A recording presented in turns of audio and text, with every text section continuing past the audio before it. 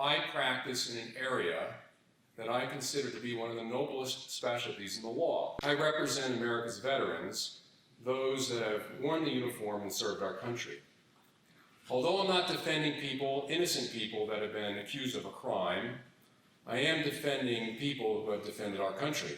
I'm representing them in their claims against the VA.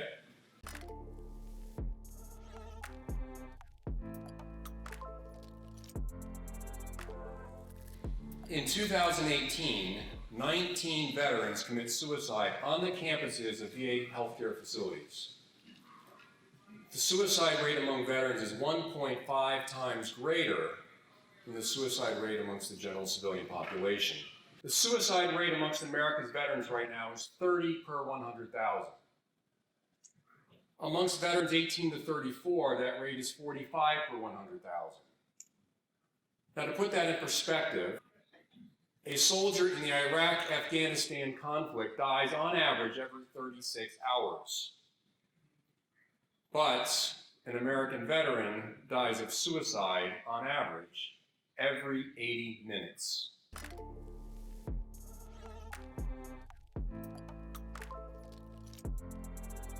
Charles Ingram had an appointment for VA healthcare scheduled at the local VA medical center. We call them VAMCs in New Jersey.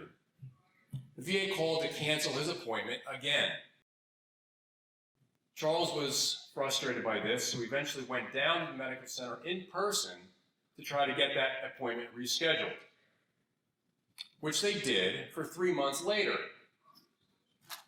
So now, by March 2016, he went to the facility just prior to his appointment and set himself on fire out front.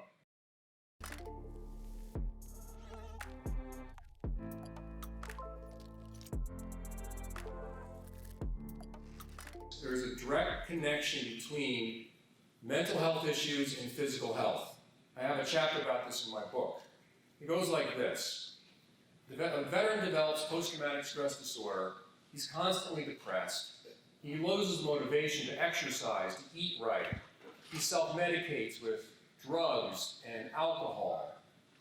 And then you start to develop the problems. Obesity sets in, sleep apnea, diabetes, hypertension, stroke, heart disease.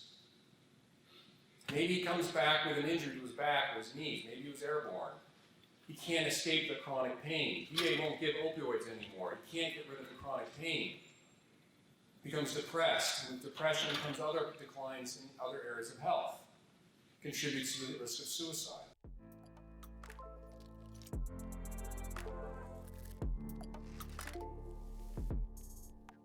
I have a claim pending right now at the U.S. Court of Appeals for a veteran who was activated for active duty for training, traveling to her duty location, had to stop at the hospital to be hospitalized because she developed an acute episode of bipolar disorder on the way to the training exercise. VA regulations say that active duty covers the day before and the day after in terms of travel time. We're litigating the case at the Court of Appeals to get the VA to agree that the incident happened while on active duty. They're fighting her, despite what the regulations say. To get VA benefits, you have to have an occurrence that happened during active duty. That means from the time you enlist to the time you discharge.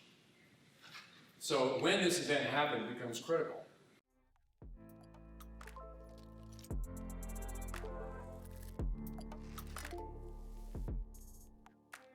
It can take up to 1,000 days for an initial decision in the appeal process for a veteran.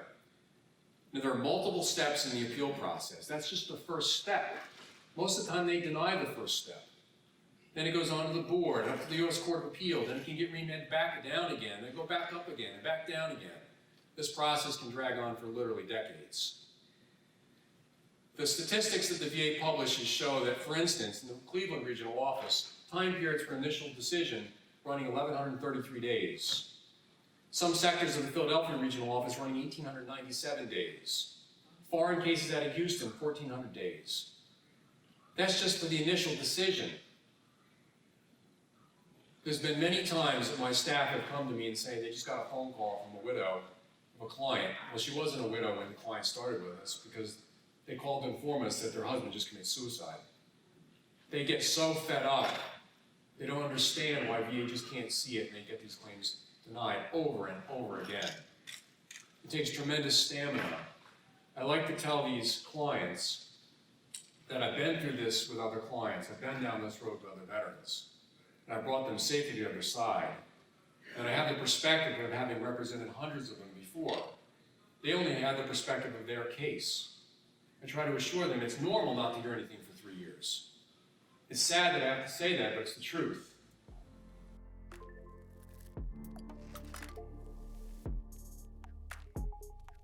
One final example, and I'll close with this.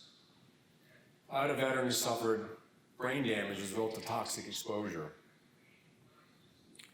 We fought his claim for about 12 years. He was so upset about it, he began sending nasty letters to Michelle Obama. And he had the Secret Service come to his house about twice. And he kept telling me he hoped he would see the claim resolve before he died. I won his claim, but again, it takes about 3 to 8 months to see the money. Shortly after getting it granted, he called me to say I was just diagnosed with a brain tumor. I called his doctor and I spoke to his doctor, and his doctor said to me, he has a 50% chance of living 6 weeks. We did everything we could to get the VA to expedite it. He died, I believe it was June 30th. The money hit his bank account July 1st. $300,000+. I'm fighting it in Florida at state court right now to get the money back for his kids. 1 day shy of seeing the money.